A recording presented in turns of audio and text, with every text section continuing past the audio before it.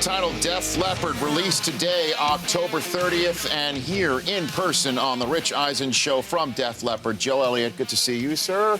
Pleasure. Phil Collen, hello, all the way. I'll just give you the sort of salute all the way in the chair, two away from the desk. Good to see you guys. Good to be here. Thank you for coming here. After this, you're heading to Tokyo to start? Yeah, touring? world tour, actually. We start on the 9th, I think, which is Monday. Okay. Crazy. We just finished 73 dates in the US, and then we're starting again. 73 dates in how many days? Well, the actual tour started about April Okay. in Canada, and then we went to Europe for a little while, and then we've been in the States since June. And we finished about 10 days ago in Jacksonville.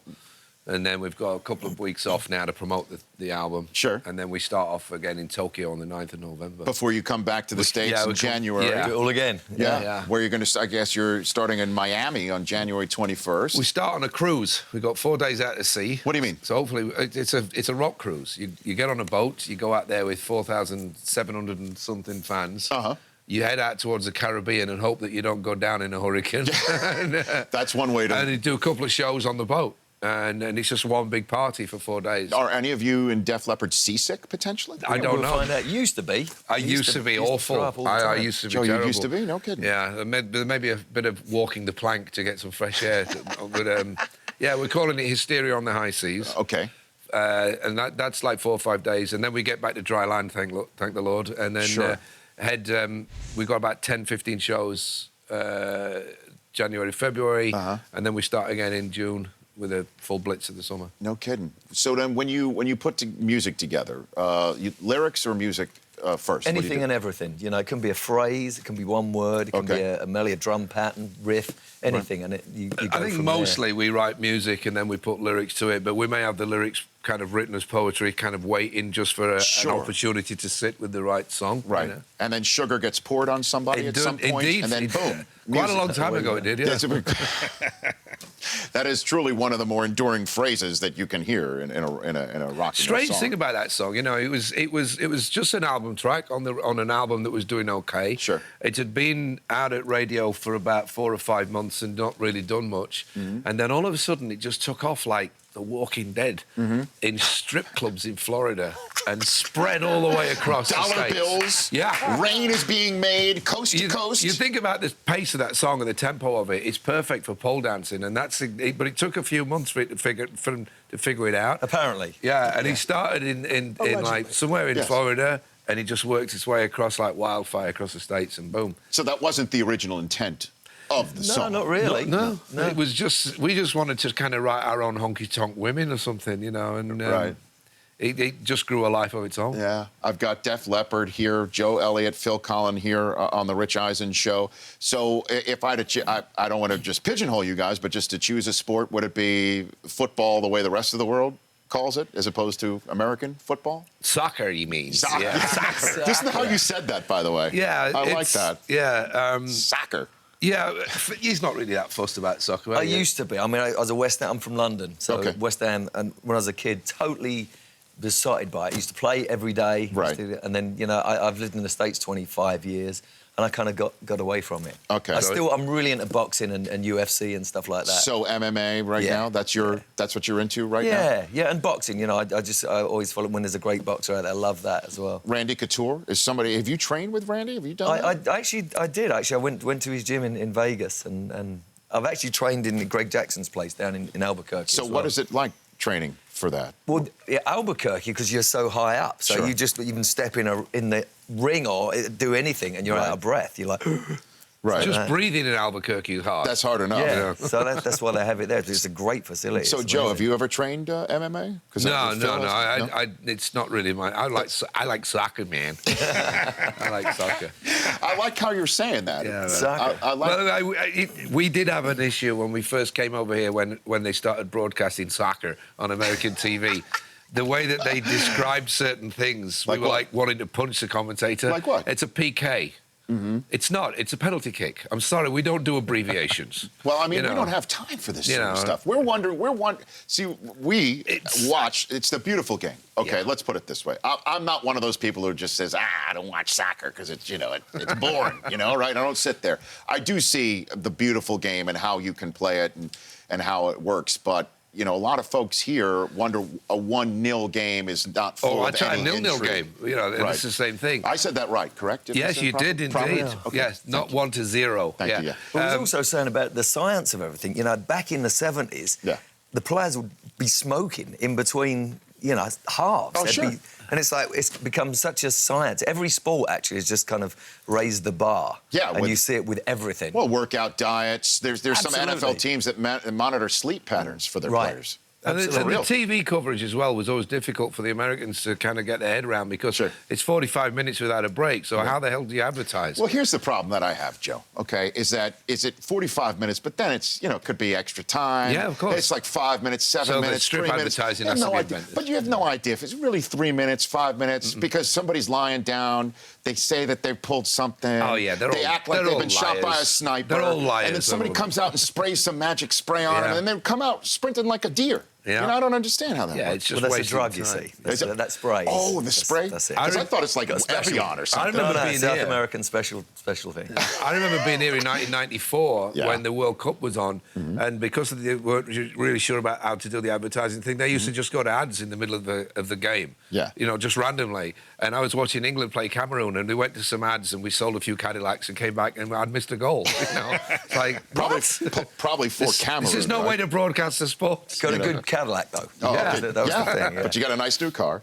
And so, but what is it with England in the World Cup? It just seems to be snake bit. That they're not very good at the penalty, the PKs. They're not very good at the PKs. That's the biggest problem. We've lost out to, especially the Germans, like over the last few years, all the time in the PKs, But we've qualified for the European Championships 10 wins out of 10, so I think we're in a good position for next summer. Yeah. The American team is getting better every year. Yeah. You know, no, they are. We are. I know, and folks here go crazy. You know, for World Cup time, men. Well, the women are far superior as a team, as a side, right? Right. Correct. Yeah. Well, and they're certainly better looking. There's that too. So yeah, but I mean, it's just interesting that I would love for it at the youth level. You know, I coach my 7-year-old's soccer team every Saturday, and I try to teach the beautiful game to them, but all they want is an orange wedge, Joe. You know what I mean? They just want the snack. They want the Pirates booty. If you coach the girls' team, you'd get way more commitment and aggression, actually, even at 7. Yeah? Yeah, apparently so. I saw a study. Well, I know. Listen, all I know is my baby daughter makes my 2 boys look like a bunch of idiots. You know, the 1999 ladies World Cup squad that won the World Cup, Mia Hamm, etc. Yeah. Cornered us in a hotel lobby in Kansas City. Sure. And they literally pushed us in the corner of a room and said, "We want you to sing Sugar or we're going to beat you up." So we had to sing an a cappella version of Pour Some Sugar on Me for the World Cup Mia squad. Hamm. Yeah. And the World Cup champion, 1919, all the girls, demanded an a cappella on-the-spot version of Pour Some Sugar on Me. That happened. And then we went out clubbing, but I probably shouldn't say that. They actually got... my son Rory was a little kid, he got bubble gum in his hair. And they said, oh, you need to... peanut butter. So I remember we sent out for peanut butter and Mia Hamm and all the girls were getting this chewing gum out of my son's hair. Peanut butter. Pretty weird stuff. Def Leppard, Mia Hamm. It's got a connotation right there. It's got a classic combination that I couldn't make up. No. You know, but I'm glad it's actually happened. So where did this album essentially come from, guys? You know what? It's a funny industry right now. We were of the mindset a couple of years ago that the album was dead because everybody was saying so. And we were thinking, well, let's just do what we did on our live album we put out about 4 years ago. We put 3 new songs on, and we were kind of got our mojo back for writing. And we thought, well, just do 3 new songs and put them out on the internet and see what happens. But we started playing each other these ideas that we had, and the 3 songs turned into 12, and that 12 turned into 14. And then we said, well, how do we pick 3? And then I think Phil said, well, why do we have to? I think maybe the album's not dead after all. So we, for the first time ever in our 35 years of being a band, we made a record for no reason. We were signed to a deal. We had nobody hovering over us going, come on, we need it by Christmas. We just made it for artistic purposes. No kidding. So it's the most freedom we've ever had. And I think you can hear it in the grooves, actually. Phil? Well, no, we usually have a record company executive or a business decision. You know, it got very corporate. Sure. And people stopped being artists. So this was the first album, we actually were artists instead of like a business agenda attached to it. There was no, so it was there was nobody to deliver it to. We finished it, then we put it up on the auction block and said, right, who wants it? There you go. You know, and it's the only way to work. Right, and then the video of Let's Go is released today as well. Yeah, right, with the album. What was the first music video you guys shot? I guess for MTV back in the day. The first one with Phil was Photograph. Yeah. We did a couple of like little old 8mm things for the previous record before MTV was around. Sure. But Photograph was the one that really kicked us up a notch. Isn't that amazing? I just remember that when a song came out, it really wasn't anything unless there was a video attached to it. And now it just you get everything digitally. You just download stuff to your phone. It's changed a lot. You know, back in the 83 to say even 88, 89, kids had kind of gathered together as friends and you know, get into a bedroom and watch the premiere of the new Michael Jackson or the new Bon Jovi, the new Def Leppard or whatever it was. Now everybody's just on headphones like, you know, are you up in your bedroom? You know, it's very insular nowadays. Def Leppard, go check it out. October 30th is today. It's released today, the self-titled album. Are you ready to give away World Series tickets to somebody who's currently sitting on hold, if you don't mind? We can do that. Joe Elliott and Phil Collen sitting right here on The Rich Eisen Show. I have 6 listeners and viewers of The Rich Eisen Show currently sitting here online on hold, waiting to hear a number from you, 1 through 6. Do you want to put your heads together and figure this out? I mean, 1 to 6. Here we go. Do you have... Let me guess what you picked. Oh, go on. 4. No. sorry, number 4.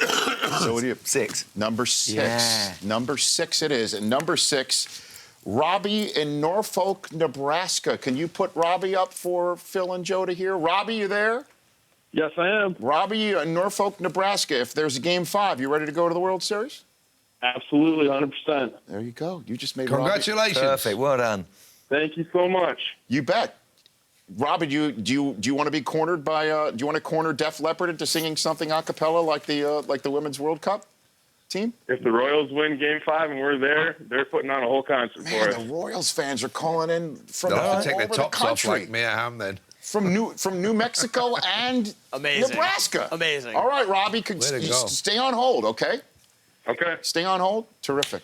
Well, you just made Robbie in Nebraska's fantastic. Hopefully. Now, did you play? You played in Wembley for an NFL game. Did you do that? Last September. Dolphins and Raiders. Yeah. Dolphins and Raiders. Well, the Raider fans were there. It was great. It was such a great experience. It was our home country, but it was like you walked it down the tunnel at Wembley and there wasn't an English accent to be heard. It was just like walking into, like the American embassy. It was like you were there, everybody was American. They're like, where's the soccer game? 85,000 people. Right.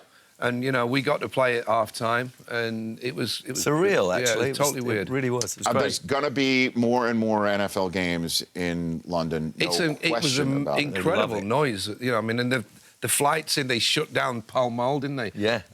Turned it into a street party. I mean, this is like, you know, in the middle of London, they close a road that's like a mile long. No kidding.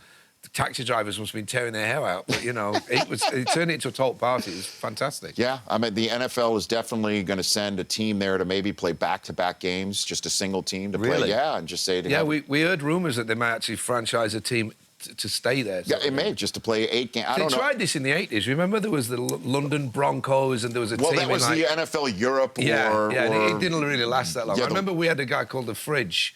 Well, the Fridge came and played with the Bears. The 85 Bears came But he and lost played a lot of weight. He turned into minibar. Yes. I love it. Look at you, Joe Elliott. Hey, Joe, huge. Thanks for coming on, Joe. And Pleasure. I will get up. Cheers. Phil, let me reach over. Good to see you. Thank you guys for coming on the show. Pleasure. That's Phil Collen and Joe Elliott. Go get Def Leppard, released today, right now. Go out and get it. Download it. Get this...